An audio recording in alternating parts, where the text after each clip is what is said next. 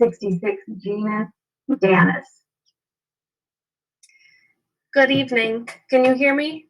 Yes, we can. Go ahead. Thank you. Thank you, committee members. I strongly oppose Bill SB 568 and HB 6423.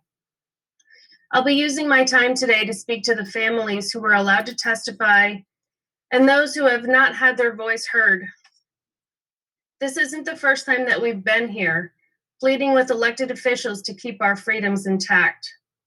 Someone wise once told me a story and related it to us, freedom and the government. I went to a circus once and saw a huge elephant tied to a small wooden stake with a rope, just standing there. So I wondered, why is the elephant so obedient and doesn't break away from the stake with all of its enormous strength and size? When the elephant was young, it was tied to the stake in the same way. Naturally, it didn't like that and tried to escape.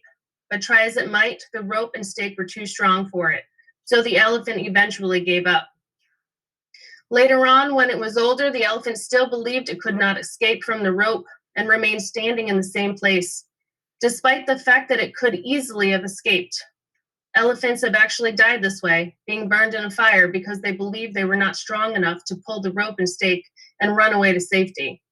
Why am I telling you this story?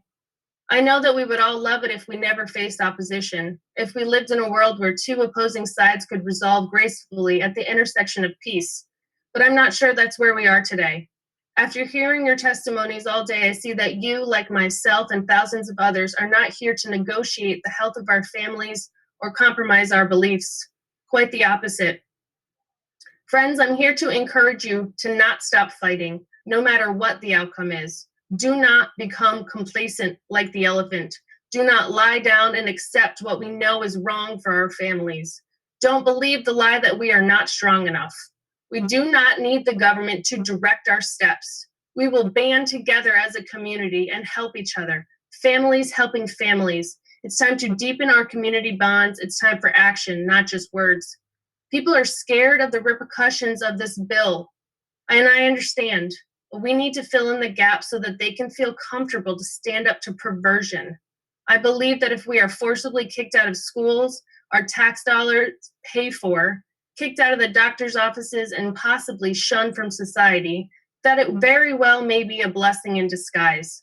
We have rights, God-given, unalienable rights. We have a voice, not ones that will be silenced, and we are not alone in this.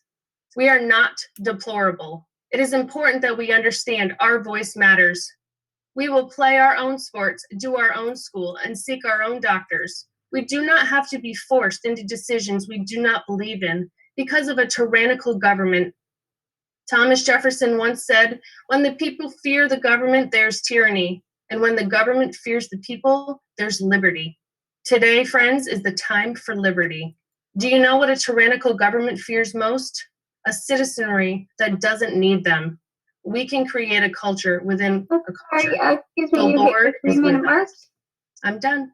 Thank you, and I don't see any hands for questions, so thank you, Gina. And I will now turn over the chair to Representative Phil first.